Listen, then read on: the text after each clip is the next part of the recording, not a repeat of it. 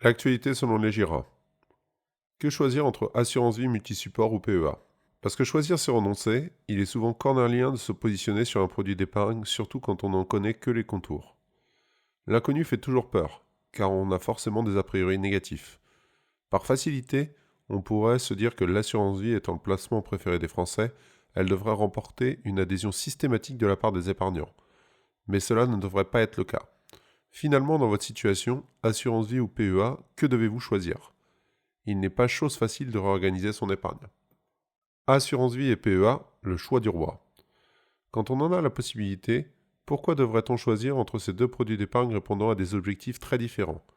Dès lors que vous disposez plus de 50 000 euros d'épargne, vous ne devriez même pas vous poser la question. Une assurance vie et un PEA vous rendront bien des services. L'assurance vie, le couteau suisse de l'épargne. L'assurance vie est un des produits d'épargne passe-partout, le rendant parmi les meilleurs placements financiers. À chaque profil, investisseur sa solution. Elle est tout d'abord capable de s'adapter à tous les profils investisseurs patrimoniaux. Cela va d'un investissement 100% en capital garanti via le fonds en euros, aux investissements les plus offensifs qui soient à travers les unités de compte en passant par la SCPI de rendement. Car oui, vous pouvez investir dans l'immobilier à travers un contrat d'assurance vie en évitant la taxation des revenus fonciers. Et cerise sur le gâteau, vous pouvez décider de modifier vos investissements au sein du contrat d'assurance vie à n'importe quel moment. Une liquidité incomparable. Les investisseurs apprécient aussi tout particulièrement la liquidité de ce produit d'épargne. À l'instar d'un livret, il est possible de verser de l'argent en une seule ou plusieurs fois, que ce soit d'une manière ponctuelle, versement libre, ou d'une manière régulière et automatique, versement programmé. Il en va de même pour ce qui est de récupérer son épargne. On peut procéder à des retraits ponctuels ou de manière programmée. Et contrairement aux idées reçues, vous n'êtes pas obligé d'attendre 8 ans pour récupérer votre argent. La sécurité en cas de faillite de l'assureur.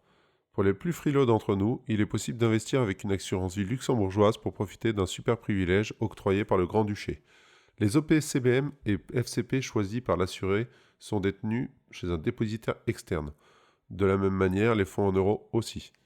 Cela permet en cas de faillite de l'assureur de ne pas subir de perte en capital et de récupérer 100% de l'épargne constituée. Une fiscalité avantageuse en cas de vie. L'assurance vie possède une fiscalité particulière. Au-delà de 8 ans, il existe un abattement annuel de fiscalité de 4 200 € pour un célibataire et de 9 200 € pour un couple sur les rachats. Cela en fait un produit très adapté à la mise en place de revenus complémentaires. Mais aussi, en cas de décès, en faisant un outil majeur de la transmission du patrimoine. En cas de décès, les droits de succession sont calculés en fonction du lien de parenté avec le défunt. Cela peut monter jusqu'à 60% pour les personnes n'ayant aucun lien de parenté. Pour rappel, le concubin est logé à cette enseigne. L'assurance vie, avec son principe d'exception, échappe à cette règle. La fiscalité de l'assurance vie en cas de décès permet de profiter d'abattements importants, jusqu'à 152 500 € par bénéficiaire pour les versements effectués avant 70 ans. Ceci en fait le meilleur outil de transmission, surtout dans le cadre de familles recomposées. Améliorez votre rentabilité tout en diminuant la fiscalité avec le PEA. En termes de fiscalité de placement financier, vous ne pourrez trouver plus avantageux que le PEA. Contrairement au compte-titres, les ventes et distributions de dividendes au sein du plan ne génèrent aucune plus-value de cession à payer. Seuls les mouvements de sortie du plan sont fiscalisés. Au-delà de 5 ans, le PEA est totalement exonéré d'imposition sur le revenu, quel que soit le montant de ces dernières. Seuls les prélèvements sociaux sont dus. Une rente viagère issue du plan profite des mêmes avantages. Et si vous êtes non-résident fiscal français, vous profitez d'une exonération totale des prélèvements sociaux. Car oui, il est possible désormais de conserver son PEA au moment de son départ de France. Par conséquent, PEA ou assurance vie, que choisir? Si vous ne deviez avoir qu'un placement d'épargne long terme, nous ne pouvons que vous conseiller de privilégier l'assurance vie. Elle permettra de s'adapter à tous les besoins, quelle que soit la période de vie et même au-delà. Pour les épargnants assidus, il est important de diversifier ses économies sur plusieurs typologies de placements. Et pour le coup, le PEA reste un outil de diversification de choix. La seule problématique à résoudre pour profiter pleinement, mettre en place une gestion financière performante et adaptée.